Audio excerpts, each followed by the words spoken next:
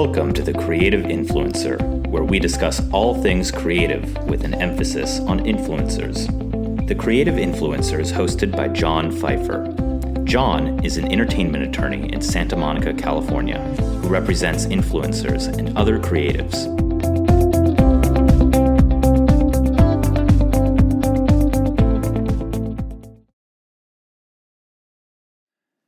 Today, we talk to Justin Blaney. Justin is an adjunct professor at the University of Washington Michael G. Foster School of Business, where he teaches a course on influencer marketing. Justin is also the best-selling author of 15 books. His latest book is titled We'll Post for Profit: How Brands and Influencers Are Cashing In on Social Media. The book provides a great blueprint for influencers to grow their following. Enjoy. I am joined today by Justin Blaney. Welcome to the podcast. Hi, I'm glad to be here.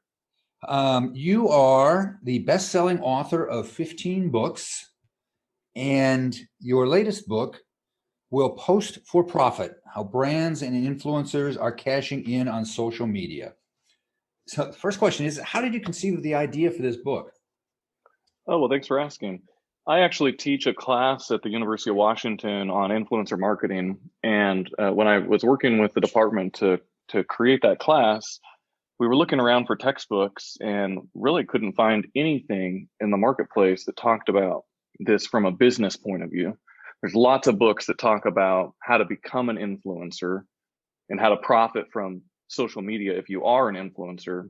But we could not find a single book that talked about how do you create successful campaigns? How do you find influencers? How do you evaluate them? And so we saw this as an opportunity to create fill a need. And also we use this now as the textbook and what we believe is one of the only courses on influencer marketing at the college level. And we have that at the master's level as well as the undergrad level. Oh, really? So do you teach this class by yourself, or do you have a co-teacher? I teach the class by myself, but I often bring in different guests because I love to provide a wide variety of opinions and views. But no, I'm the professor for the class. In the book, you have a co-author, though, correct? Yes, yeah, and actually, I met Kate, my co-author. She was one of my guests in the class a couple of years ago when we first started teaching this, and I was so impressed with her. She went from 0 to 100 miles an hour in just such a short time. And she comes from it at a different angle that a lot of other influencers do. And she was able to create a profitable influencer marketing business in a very short time. So I was so impressed with her that I asked her if she'd be interested in co-authoring this book with me. So you come up with the idea for the book, you have the class. How did you collect data? Because I've read the book, and you have and we'll go through the book in a second, but how did you collect data? What research did you do? We did lots of research. I mean, between Kate and I, we know a lot of different influencers. We know a lot of different PR agencies that do influencer work on the business side. So we tapped into our network, which is, I think, the best way to get information. And then, of course, there's, just lots of searching. I have access to a lot of academic articles and research through my university's connections. And also just the good old fashioned internet. Right. Imagine that, Google. Yeah. So I'm going to kind of get into the book. You have a line in the early part of the book that says the power of today's form of influencer marketing is built entirely on trust. What do you mean? Well, there's a really big difference between traditional celebrity endorsements and influencer marketing, and that is trust. With a traditional celebrity endorsement, you gain access to that person's audience, and because they're familiar, you can help entice people to make a decision, make a purchase, or change their point of view on a political idea because they know this famous person, they've seen their movies, or they watch their football games, or whatever it is.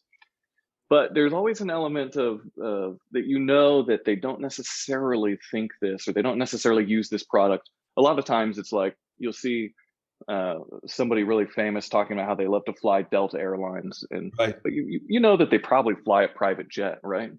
And so it's just it works, but it doesn't work as well as when you have trust involved. So with influencer marketing, you have something really special going on, and that is that it's what I call a unidirectional relationship.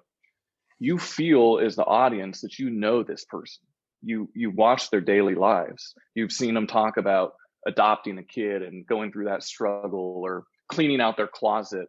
And you know more about this person than you probably know about some of your friends with whom you have what I'd call a bidirectional relationship, where you both know each other. And so when we know someone and they're providing us information about them, we return that information with trust. And the more information they share with us, the more that we are likely to trust them.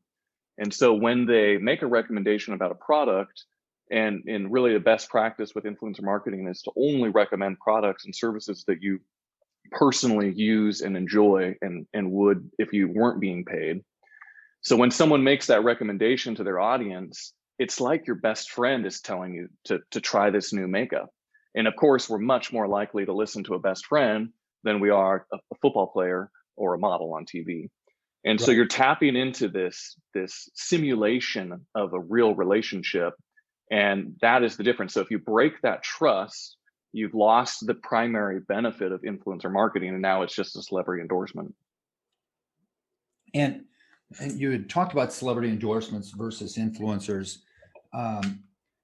When would be the time that you would want a celebrity over an influencer, or an influencer over a celebrity? Is there a bright line? Well, depending on the size of the celebrity, they're often much more expensive and hard to access. So I would say influencer marketing provides small businesses and new businesses with a small marketing budget or medium-sized marketing budget, the opportunity to do something that's a lot like celebrity endorsing, except even better.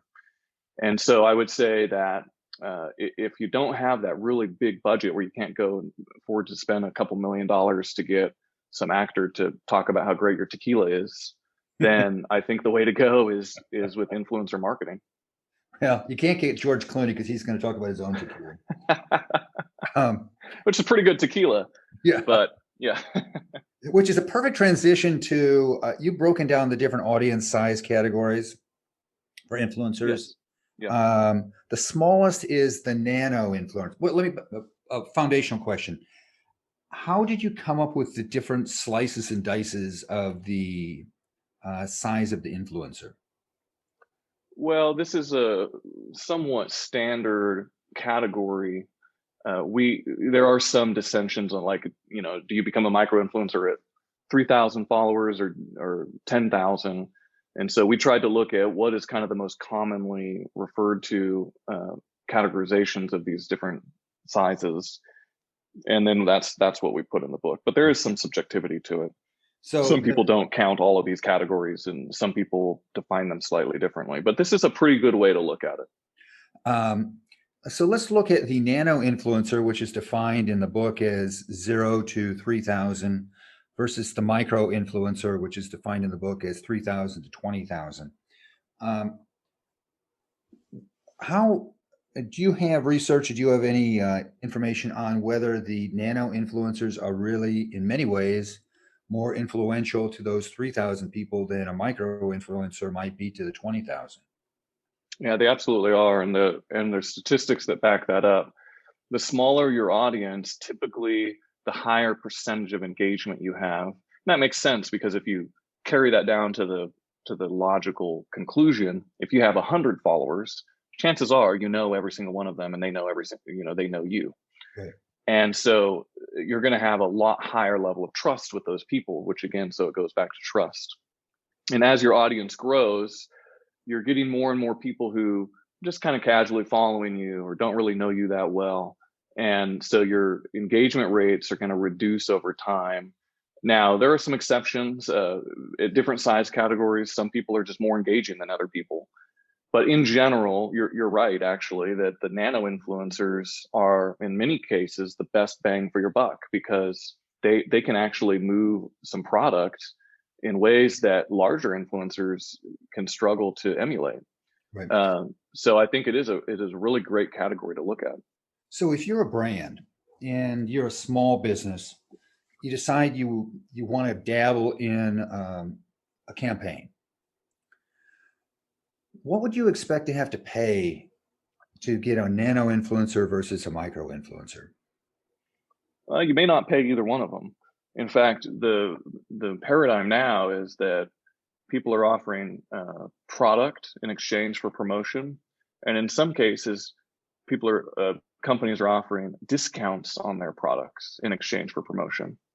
And in still other cases, companies are not offering anything except for a commission of the sale, like a traditional affiliate program. And so what some businesses are doing is they're doing a mass influencer campaign. They're trying to get thousands of small influencers to set up accounts, create affiliate accounts, and start posting content. And maybe they give them a discount code where they say, hey, if you buy our product, we're going to give you 30% off as long as you continue to talk about it and post it. And we're going to give you 5% of every purchase that you send to us. So that's a way that you can get into influencer marketing with basically zero out-of-pocket expense, except for the cost and complexities of building that program. Right. As influencers get larger, obviously, they're not going to want to participate in that as much, and they're going to expect cash up front in exchange for their promotions. Which on the two categories that you have on the other end of the scale are the mega influencers with over 1 million followers, and then the brand worthy influencers. And I was curious the distinction between the two, other than just number of followers.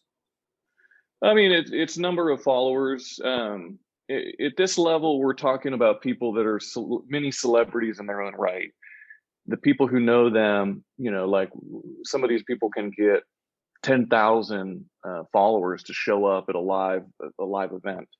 And so they can have a lot of pull with a lot of people. And you start to get into, people have agents, and they have, some of these influencers can charge millions of dollars, to work with them. And so those are typically out of access for most smaller and mid-sized brands. And so when we say brand worthy, we're talking about these large brands. Like if you're a major makeup brand, if you're Starbucks, right, then you have access to these really high level influencers if you want to do that as your campaign. But even large brands might work with much smaller influencers. Yeah. Which now let's shift gears, and I am just getting out of college, and I think, I don't want a traditional 9 to 5. I want to be an influencer. Or actually, they've done studies, I think now, and some huge percent of middle school kids want to be influencers. Yeah. But let's say that you decide you want to be an influencer. You've identified several key factors for growth, which is the bread and butter to making this a living. And the first one you identified is authenticity. What did you mean, and why is that so important? Well, authenticity is the fuel for trust, because again, your audience needs to feel like you're a real friend, a real person. And if you're going to be able to charge for your services, if you're going to be effective at getting people to do something, which is the crown jewel of all marketing, you're trying to get someone to do something, which is, any of us who have been in the marketing field know that's a lot easier said than done. And so authenticity is essential for building that trust, because people don't want to follow someone who's faking it, and they want to feel like they really know you and understand you. And so this plays itself out in lots of ways. One way is that you should never take a brand deal that isn't something that you would really use on your own. And I actually suggest, for a lot of new influencers and smaller influencers, that they simply just start talking about the things that they love, and they tag those companies, and they're not getting paid to do it, but they're showing their audience that, hey, I found this great new skirt at Forever 21, and here's a link to it if you want to check it out. But man, I thought it looks great, when I went to the beach the other day with my boyfriend or whatever. Assuming Forever and so, gets out of bankruptcy. yeah, but maybe they should have done more influencer marketing. So yeah, the authenticity is key to building the trust. And I'm going to go through all of the factors. There's 7 of them, because this is one of the most common questions I'm asked is, so how do I grow my following? And I think this is just a great roadmap that you have. The second one is consistency. What do you find to be the right amount of consistency for engagement? I mean, it's going to vary widely from person to person, and really even more importantly from network to network.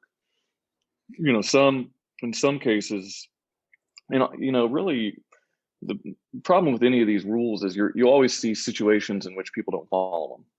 And sometimes someone got somewhere with consistency and then they were so big that they might not post for 2 months, and their fans are begging for the next video, and then they post one, and that's working for them because they've already gotten so much momentum.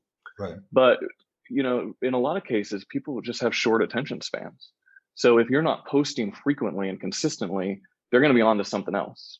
And if you have something, every day, some new little video, some new little tip, whatever it is, then it's about repetition. There's an old adage that you have to see a message 27 times before it takes effect. And I don't know if that's correct or true anymore, but we certainly can agree that being in front of someone again and again and again is going to make them more likely to remember you and then start to seek you out, which is what we really want. Right. And the algorithms also are gauged to reward influencers who are more consistent and posting more often. And the algorithms of these social networks, maybe some of the listeners don't realize this, that they choose what to show you based on what they think you're going to want to watch or see.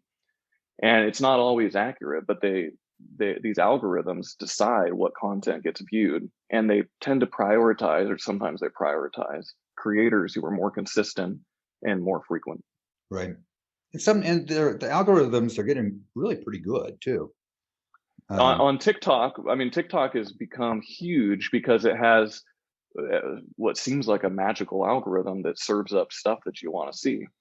I think on some of the other like Facebook and Instagram struggle more to do that, but they're very good with the advertising, and I think a lot of people have noticed that these networks tend to serve up ads that are very relevant and interesting. Sometimes they get off, and you're like, "Why are they showing me this?" But yeah. what website did I go look at? Now they're showing me, adult diapers or something like that. Yeah, it's like, oh man. The third category is niche, and I know I've talked to, I interviewed one YouTube influencer that she started out doing makeup tutorials and was not getting traction, and then she said, "But I don't wear makeup. Maybe I should talk about something else." So, if you could talk about the importance of niche. Yeah, there's sort of a Times Square effect in the world. There's so much noise and clutter, and it's very difficult to stand out if you're not hyper focused on something that you're really interested in, that you're really good at, and that people can remember you for.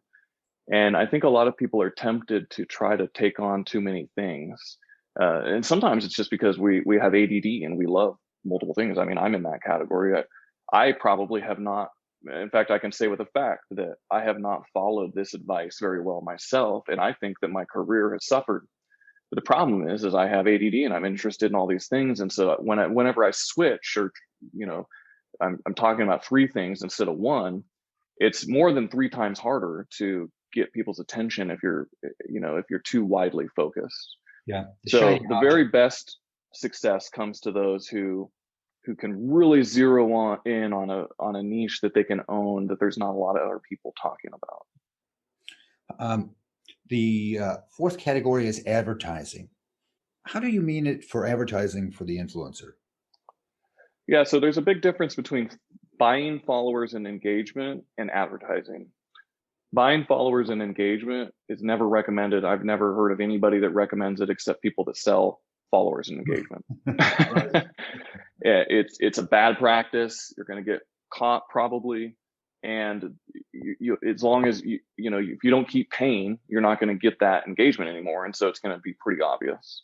And there's a lot of examples of people that have been discovered that just look like complete idiots because they got caught, buying this stuff. Now, it's a whole nother matter if you have budget to do advertising, and a lot of businesses have budget And if you were to sponsor a post that you found to be highly engaging, maybe you post daily and one of your posts is doing really well, and you have some budget to sponsor that post, what that's doing is it's forcing the algorithm to show it to people. That person who sees it, they must, like it, be interested in it, and go to your page, and they have an opportunity to find out who you are, and perhaps they might follow you and want to see more of your content. Yeah. So that's not unethical. It's just cost money, and it's a way to force your way in front of people.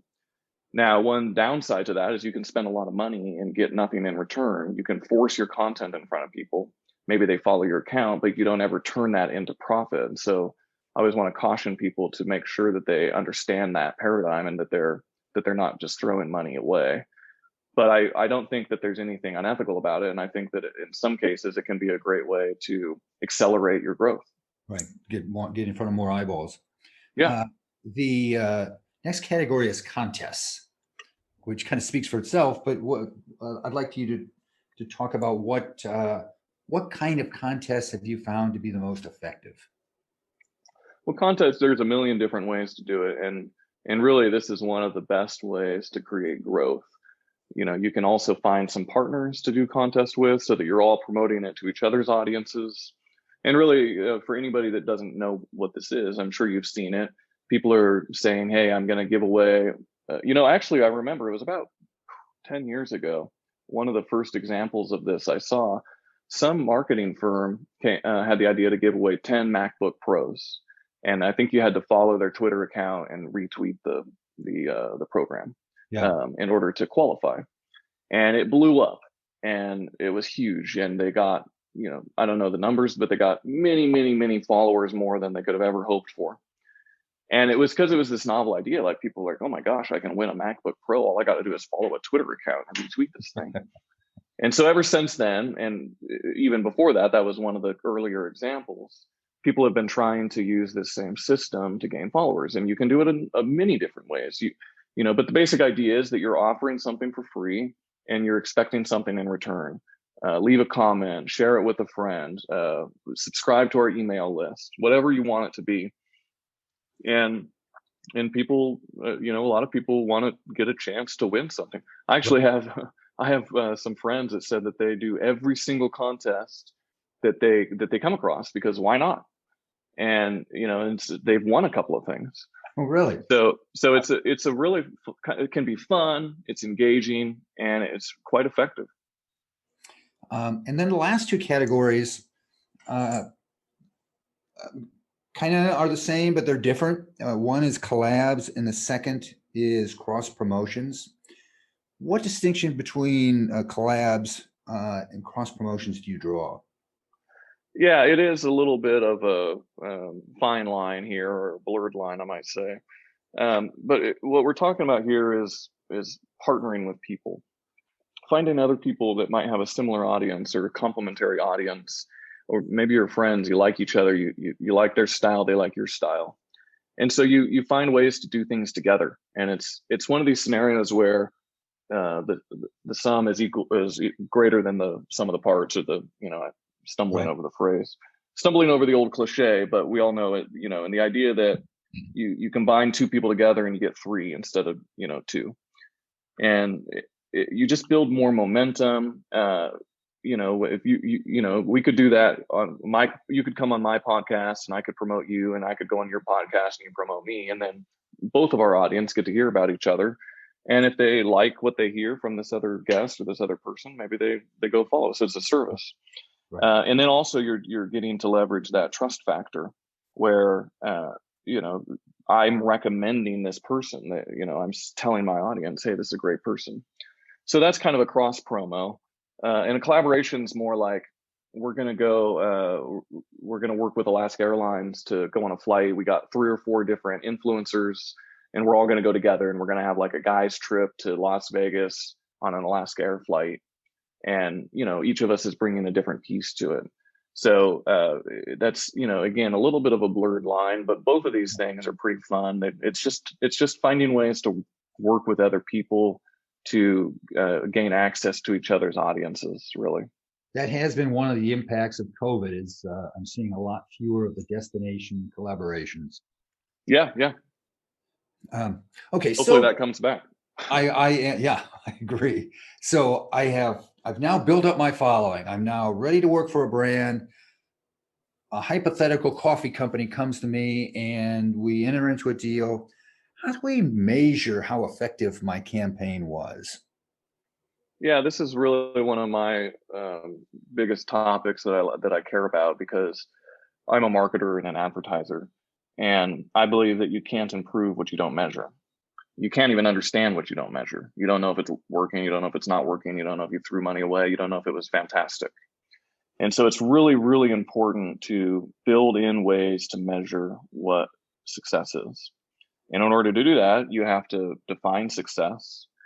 And my favorite way to define success is cost of acquisition, which is how much does it cost to acquire a customer? So if I have a campaign that cost $1,000 and as a result, I was able to track and I got 1,000 customers from that, then the cost of acquisition would be $1 per customer. And now I can look at the lifetime value of a customer and I can say, this customer on average purchases 2.5 times from me over the following 12 months, which is worth $12 in profit. And I can compare that cost of acquisition, $1, to the $12 of profit on average that I earn from those customers. And I have a 12x ROI. Right. And so that is the perfect way to evaluate a program. Unfortunately, you can't always do that because of various reasons. It can be hard to track where those customers came from. It can be hard to estimate the lifetime value of a customer. And so there are things that can make that more difficult, but I think you should try to get as close to that as possible. In some cases, the goal might be engagement. And so you can look at the cost and you can divide it into engagement. Maybe that's the number of comments that take place as a result of the campaign. That's better than nothing, but Right. engagement doesn't pay the bills. So I always want to caution businesses to get as close to actual hard profit as possible in terms of how they measure things, because you might buy 1 million, and actually this company that did this MacBook Pro is a perfect example. They got let's say 1 million followers from this, but they didn't know how to monetize those followers now, because they were a marketing company. So it's like, now they're like, wow, we got all these followers, but what do we do with this? Right. And so that can easily happen to companies. They think, especially because people don't understand that. So usually the younger people are in the marketing team and they go to the older people who are running the company and they say, hey, we got 10,000 comments on this post and, it cost $1,000. And man, that sounds exciting. But nobody stops and says, well, did anything happen after? Right. Did anybody buy anything? Did anybody, so I think it's really important to do that. You can do that with a number of ways. You can have tracking codes. You can have, hey, who referred you? You can have special links that track that. None of these are perfect, but they can give you a better estimation than nothing. So I want you to, we're going to shift gears, and I want you to put on your, I want you to break out your crystal ball. I got one right here, actually. Okay, there you go. First question, what will happen to TikTok? Who will buy it? It seems like they don't want to be bought. I wouldn't if I was them. Instagram, if I remember correctly, got bought for $1 billion, which sounds fantastic, except today it's probably worth 50 billion or more. And so Facebook probably got the deal of the century for that. And really, for a lot of younger people, Facebook became irrelevant and everybody switched to Instagram. So they really saved their bacon too, because they might have just completely seen their business model blow up as people were shifting to these new networks. So I know like a Facebook would absolutely jump at the chance, I would believe, of buying TikTok, but I think TikTok doesn't want to sell. So my crystal ball, I look in and I say they're not going to sell. Do you think Biden will reverse Trump's position on this? I don't know. you know, it's an interesting situation with national security implications that probably above my pay grade. Um, but the problem is really it's like we the ship has already sailed on all of this privacy stuff. We all sold out a long time ago for the Yes, we did. convenience. So whether TikTok has the data or Facebook or Oracle, people have our data. And, as far as I'm concerned, I don't know, is it that big of a deal that a Chinese company knows, what kind of chocolate I like? Is it any bigger a deal that they do than that Google does? I don't know if I can answer that, but and I don't know enough on Biden's position to know how he would stand on that, honestly. Yeah. What is, and this is always the question everybody's chasing, what's the next big thing? Well, I mean, we're in the midst of seeing this TikTok blow up, and I think that that's extremely significant because the industry has been quite stagnant for some time, and it's really a detriment to consumers, and it's caused because of the massiveness of the companies that run everything. And you see it with Facebook, which I do a lot with Facebook, and I think that they have really effective ways to advertise to consumers. But I really do not like their business practices and the way that they either buy a company or they copy them. They're just constantly trying to squelch competition and innovation, I think. And it's what happens with companies. They get big and they want to protect their turf. And so sometimes that means not allowing things that might benefit consumers or just executing poorly on them. And they've tried to copy TikTok with Reels, I think it's called. Yes. And so, I know some people that are, in fact, I was talking to a friend about how I was planning to start doing some TikTok videos myself, and she wasn't on. A lot of people I know aren't. And she said, well, I'll join, if you're going to start putting content out, but I just use Reels because it's on Instagram. And they can rely on that because they have so many users. They can come out with a feature, whether or not it feels tacked on, and they always do. It's like, how many different things is Instagram trying to be now with all of these? Everybody comes out with different ideas and then they just copy all of them, which I just don't. I wish that they could stick to what they were good at and what they were great at, what attracted people to them. So I don't know what's next after TikTok. I think if we were to look at some of the trends in virtual reality and augmented reality, that is going to be playing a role in our future. And also integrating the shopping experience more with the social media. So, I don't know what the network is going to be called that does this, but the better that people integrate the social media with the purchase, if you could do a one-click purchase, and have that thing show up at your door 2 hours later by drone, that's going to be very compelling. I had a recent business model. guest speculate that the next big thing was Amazon with Twitch and exactly what you were saying, the one-touch buy. Yeah, and I don't know if Amazon they haven't proven to be too able to create new things, but they could partner with like a TikTok and do something like that with them. But yeah, no, I think that's it. Actually, one thing that people are seeing is WhatsApp. They're considering WhatsApp a social network, and I didn't really understand what people meant by that, but I finally think I get it, and I'm involved in a lot of these big text groups, and it's almost like a private social network with you and 20 friends. Yeah. And everybody's posting stuff all the time. Almost every time I open my phone, there's a couple more posts and people are sharing things. And this is actually one of the ways that a lot of misinformation gets shared, because people form isolated, tiny little social networks with people that all think the same, and they all share the same stuff with each other. Right. And so that is essentially a form of a micro social network. So I could see that increasing somehow. A poor man's Slack, yeah, an international Slack. Exactly. Yes, there you go.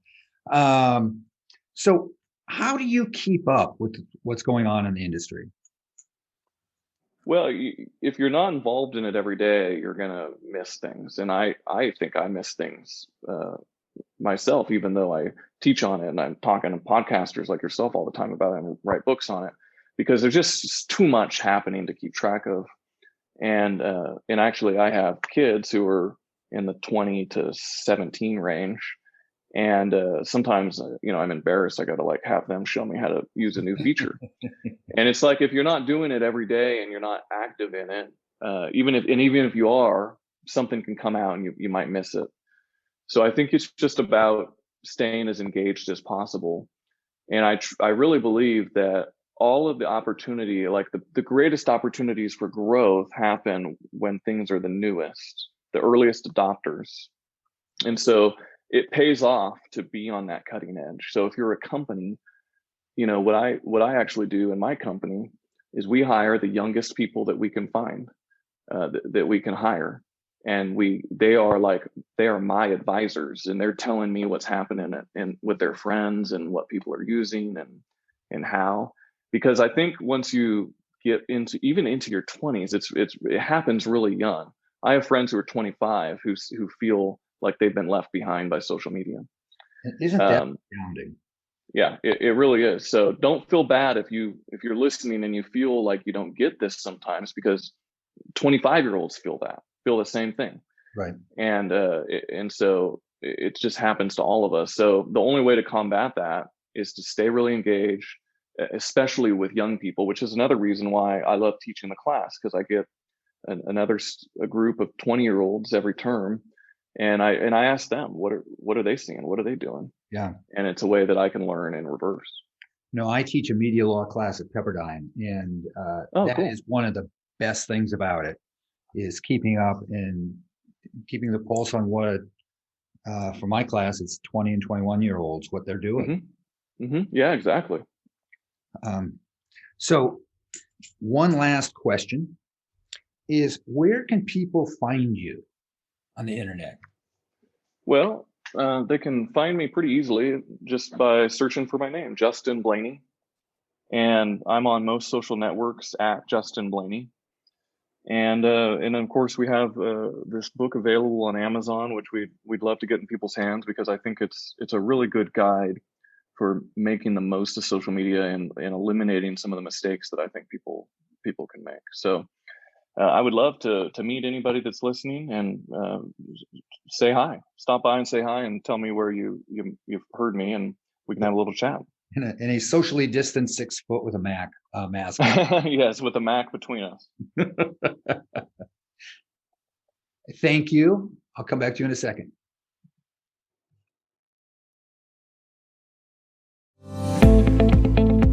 That's it for this time. If you enjoyed our podcast, please write a review on iTunes and tell your friends to subscribe. If you have any questions about influencers or suggestions for future episodes, email them to John at Pfeiffer@pfeifferlaw.com. Thank you for listening.